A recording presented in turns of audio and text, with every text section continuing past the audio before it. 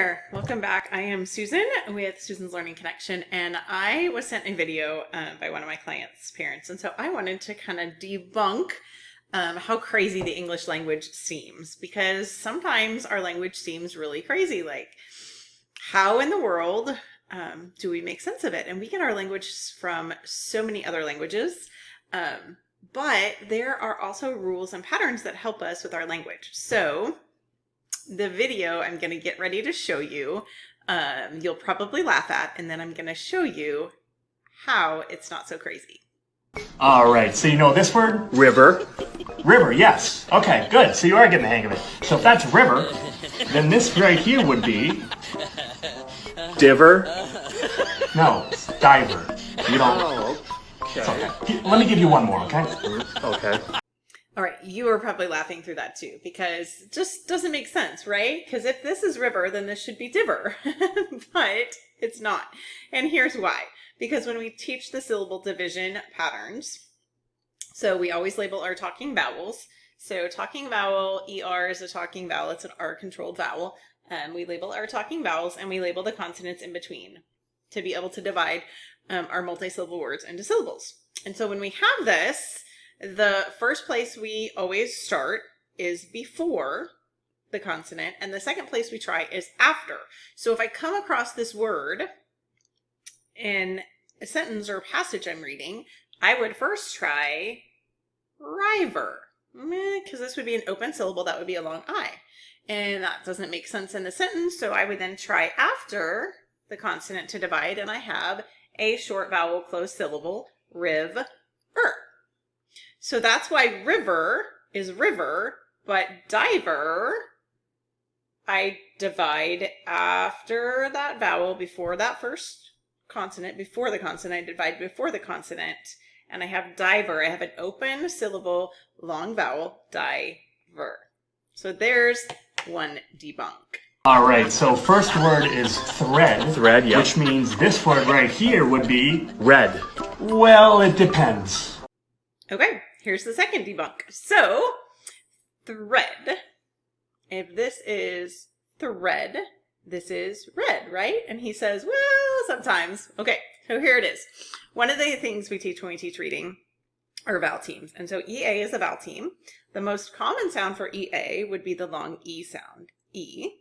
The second would be the like we hear in this thread, the short E sound. So in reading, again, until we get that word automatically stored in our reading brain, I would read it as thread.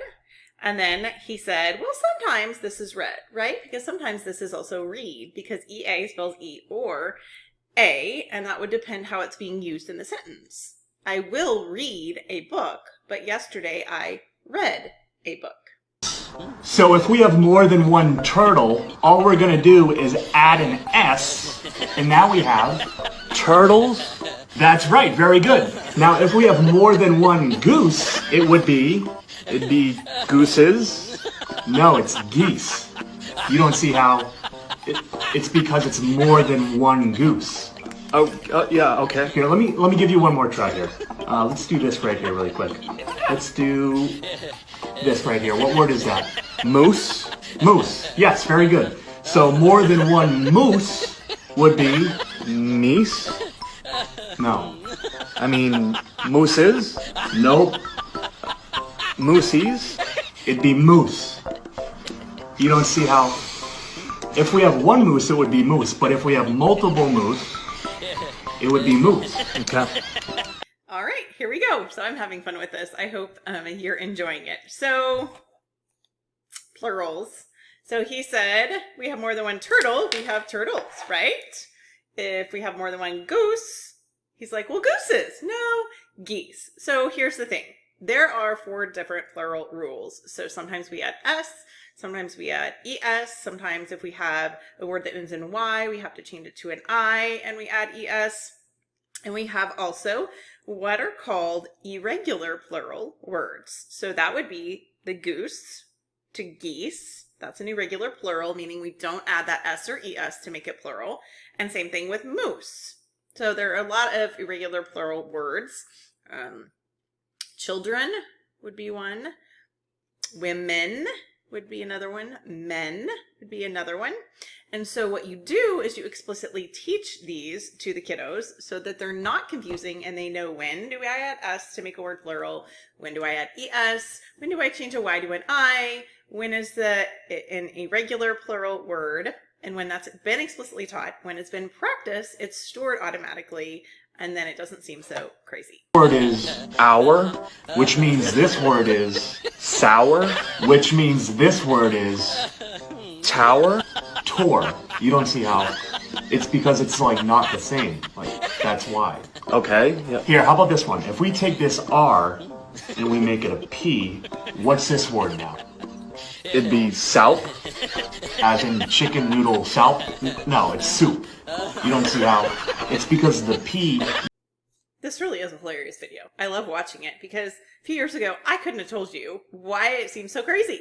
So here's vowel team OU. And so again, we explicitly teach these sounds. So what is the most common sound for the vowel team OU? The most common sound would be ow, that we find in the middle of a word, like in couch. But it's what I call the crazy wild vowel team because there are other ones. So the most common, we would teach that most common, would be the ow, the OU. But it does also spell oo, as in soup. It can also spell out o, as in shoulder, and as in country or cousins. So when he's showing you our, there's the most common sound for OU, and then soup and to-er. So not so crazy after all if we know all the sounds to try. And again, we would practice those words so they become more common. And if I come across a word or a kiddo comes across a word and it has OU in it and they're struggling to sound it out, I'm like, what's the most common sound for OU? Let's try that first. Then let's try the other sounds we know for it. And eventually it will be stored in our memory. Well enough. So this word is Rock. very good. Now come up and spell the word knock. Spell the word knock. N-O-C-K, knock. No. There's a K. You don't see how. Just because you can't hear the K doesn't mean it's not there. All right, the last one I'm going to show you that he went over, rock and knock. And I'm going to put a plug in right here for why we need to have structured literacy.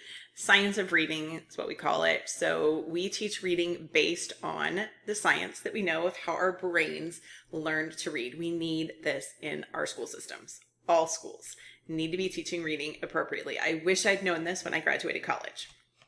And I didn't, even though I had an education degree. So here we go.